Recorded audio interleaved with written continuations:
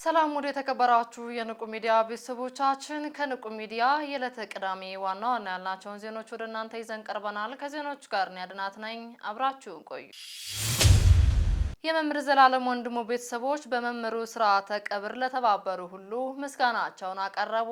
እንደሚከተለው ይቀርባል። የመምህር ዘላለም ወንድሙ የቀብር አስፈጻሚ ኮሚቴ የተሰጠነ መንፈሳዊ አደራ በስኬት አጠናቀን ቀሪውን ለቤተሰቡ አስረክበናል ሲሉ ገለጻ አድርገዋል። የመምህር ዘላለም ወንድሙ ቤተሰቦች በሰጡት መግለጫ ቅድስት ቤተክርስቲያን ለመምህሩ ረፍት ለሰጠችው ትልቅ ትኩረትና ለቤተሰቦችን ለማጽናናት ብፁዓን አባቶች ላስተላለፉት መልእክት እንዲሁም የቀብር ስነ ስርዓቱ በከፍተኛ የክብር ስርዓት እንዲፈጸም የተለያዩ አካላት ላደረጉት ድጋፍ የላቀ ምስጋና እናቀርባለንም ብለዋል።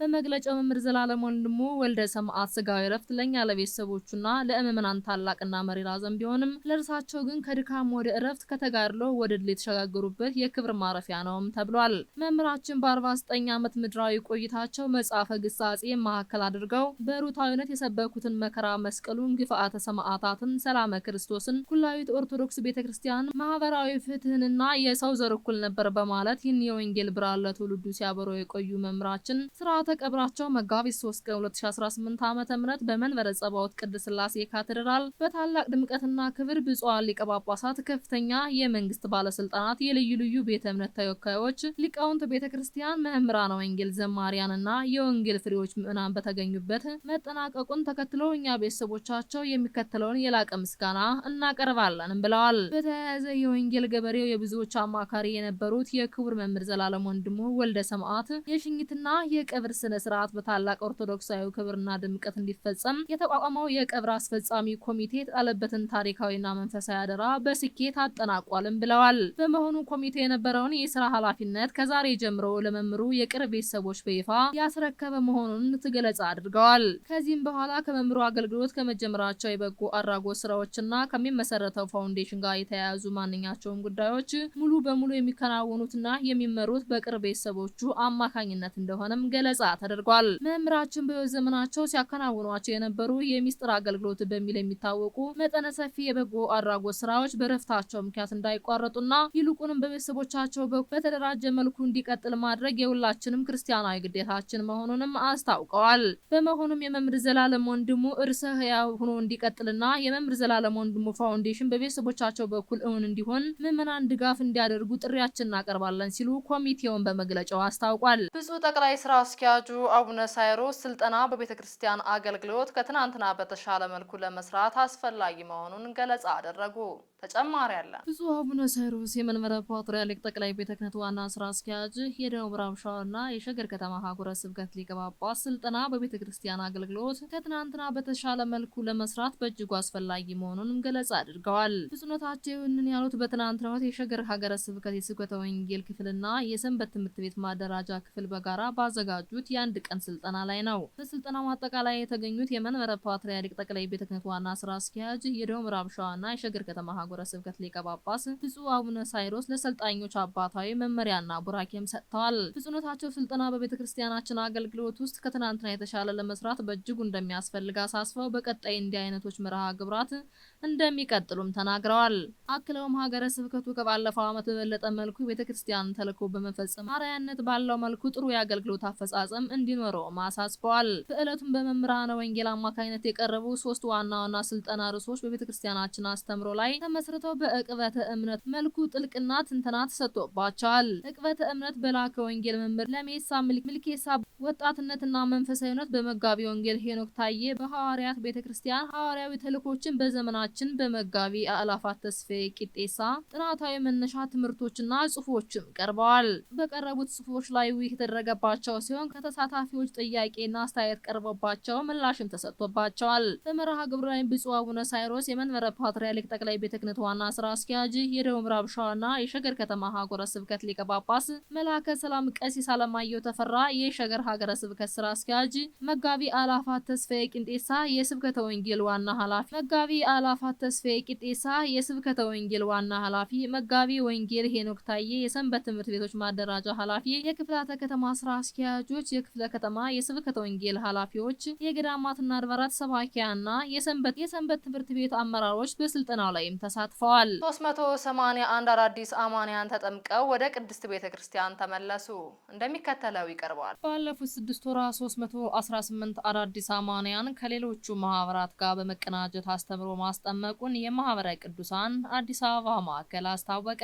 30 የሚሆኑት ከእስልምና እምነት የመጡ ሲሆኑ 51 የሚሆኑት ደግሞ ከፕሮቴስታንት እምነት የተመለሱ ናቸው ብሏል። በ2018 በጀት ዓመት ከመስከረም ወር ጀምሮ እስካሁን ባለው ጊዜ ውስጥ ማህበረ ቅዱሳን አዲስ አበባ ማዕከል እና በሌሎችም አጋር ኦርቶዶክሳውያን ማህበራት አስተባባሪነት 318 የአማንያን መንፈሳዊ ትምህርት ተምረው መጠመቃቸው ማህበረ ቅዱሳን አዲስ አበባ ማዕከል አስታውቋል። ስርዓተ ጥምቀትን በመፈጸም መንፈሳዊ ልጅነትን ካገኙ 381 አዳዲስ አማንያን መካከል 81 የሚሆኑት የማህበረ ቅዱሳን አዲስ አበባ ማዕከል አስተባባሪነት የተጠመቁ ሲሆን ቀሪዎቹ ደግሞ አጋር ኦርቶዶክሳውያን ማህበራት ከማህበረ ቅዱሳን አዲስ አበባ ማዕከል ጋር በመተባበር የተጠመቁ መሆናቸውን በማዕከሉ የስብከተ ወንጌል መንፈሳዊ ትምህርት ቤቶች ዋና ክፍል ሐዋርያዊ አገልግሎት ክፍል ተጠሪ ዲያቆን ብርሃን ሙናውም ገልጿል። በማዕከሉ ብቻ ተምረው ከተጠመቁት 30 የሚሆኑት ከእስልምና እምነት የመጡ ሲሆኑ ቀሪዎቹ 51 የሚሆኑት ደግሞ ከፕሮቴስታንት እምነት መጥተው መንፈሳዊ ትምህርታቸውን ሲከታተሉ ቆይተው የተጠመቁ መሆናቸውን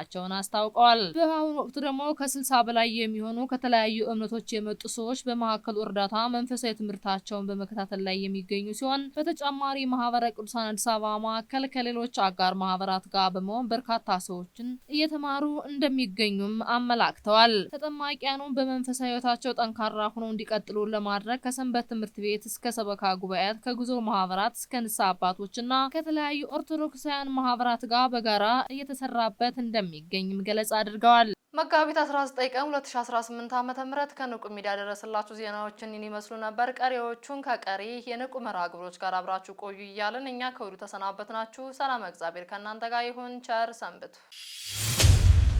አምላካችን እግዚአብሔር የሚፈልገው መመለሳችንን ብቻ ነው። የምሕረት እጆቹ እንደተዘረጉ ናቸው። ከየትም እንምጣ ይቀበለናል። አሁን የእግዚአብሔር ጥያቄ ለምን ወደቃችሁ አይደለም፣ ለምን አትነሱም ነው። ለምን በደላችሁ አይደለም፣ ለምን አትመለሱም ነው። ለምን ረከሳችሁ አይደለም፣ ለምን አትቀደሱም ነው። እሱ የሚጠላው ኃጢአትን ነው እንጂ ኃጢአተኞችን አይጠላም። እስቲ በሉ ከኔ ጋራ ነፍሴ በሉ አትጸየፋቸው። ኦሪት ዘሌዋውያን ምዕራፍ 26 ቁጥር 12 አይጸየፈንም። ሰዎች ይጸየፉን ይሆናል። እኛም ራሳችንን ከበደላችን ከኃጢአታችን የተነሳ እንጸየፈዋለን፣ እንጠላዋለን። ግን አምላካችን እግዚአብሔር በፍጹም አይጸየፈንም። ፍቅር የሆነ አምላክ ነው። እንደገና ሊቀድሰን፣ እንደገና ሊያንጸን፣ ሊሰራን፣ መጥፎ ታሪካችንን ለጥሩ ሊቀይር፣ ነውራችንን ሊያንከባልል፣ የከበደውን ሸክማችንን ሊያቀል፣ ቀንበራችንን ሊሰብር፣ ወጥመዳችንን ሊበጣጥስ፣ እንቆቅልሻችንን ሊፈታ የታመነ አምላክ ነው። ከኛ የሚጠበቀው ወደ ቤቱ መምጣት። እስቲ በሉ ወደ እኔ የሚመጣውን ሁሉ በሉ ከቶ ወደ ውጪ አላወጣውም። የዮሐንስ ወንጌል ምዕራፍ 6 ቁጥር 37 አምላካችን ጌታችን መድኃኒታችን ኢየሱስ ክርስቶስ የተናገረው ቃል ነው። በማለት ስብከቱ ወደ እኔ የሚመጣውን ሁሉ አለ ከቶ ወደ ውጪ አላወጣው። ከአምልኮተ ጣዖትም እንምጣ፣ ከዝሙትም እንምጣ፣ ፍርድ ከማጓደል፣ ድሃ ከመበደል፣ ጉቦ ከመቀበል እንምጣ፣ ከቂም በቀለኝነት፣ ከሰይጣናዊ ቅናት፣ ከሐሜት፣ ከተንኮል፣ ከሽንገላ፣ ከማንኛውም አይነት ህይወት ውስጥ እንምጣ። እሱ ይቀበለናል። ትሕትናችን መልካም ነው። የእግዚአብሔርን ቤተ መቅደስ መፍራታችን መልካም ነው። ነገር ግን እኔ ኃጢአተኛ ነኝ እያልን ውጪ እንዳንቀር እንምጣና የኃጢአታችንን ስርየት እናግኝ። ኃጢአታችንን ለአባቶቻችን ለካህናት የተናዘዝን እነሱ ቀኖናውን ይሰጡናል። ያንን ስንጨርስ ደግሞ እንደ ቸርነት ነው እንጂ እንደ በደላችን አይሁን ብለን በእምነት በትሕትና የአምላክን ቅዱስ ሥጋና ክብር ደም እየተቀበልን እንቀደሳለን፣ እንቀብራለን። ግን አሁን አንዳንዶቻችን ቤተ መቅደሱን የምናከብረውን ያህል ሕይወታችንን ስናከብር ስንጠብቅ አይታይም። በዚህ መቅደስ በተባለ አካላችን አንዳንዶቻችንማ ምን ያልሰራነው ርኩሰት አለ። በኑፋቄ በጥርጣሬ ፈርሰዋል። በሐሰት ትምህርት ፈርሰዋል። በክህደት ፈርሰዋል።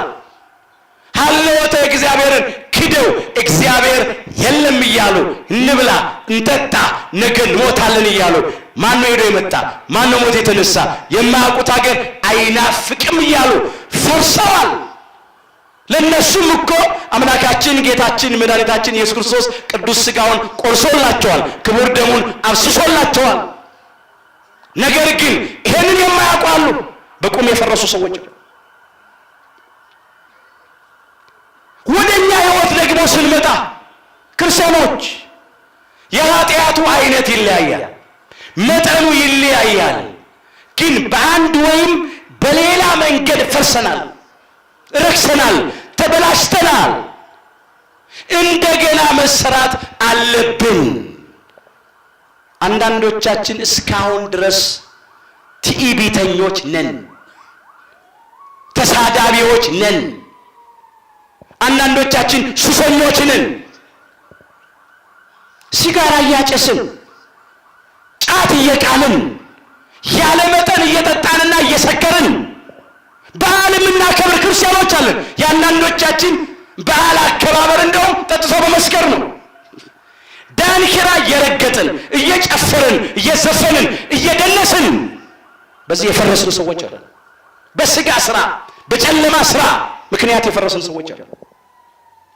በጎጠኝነት በመለያየት በመበላላት በመነካከስ የፈረስን ሰዎች አለን። በቋንቋ ምክንያት ቋንቋ መግባቢያ ነው፣ መጣያ መባያ መጋደያ አይደለም። ግን አንዳንዶቻችንን አፍርሶናል።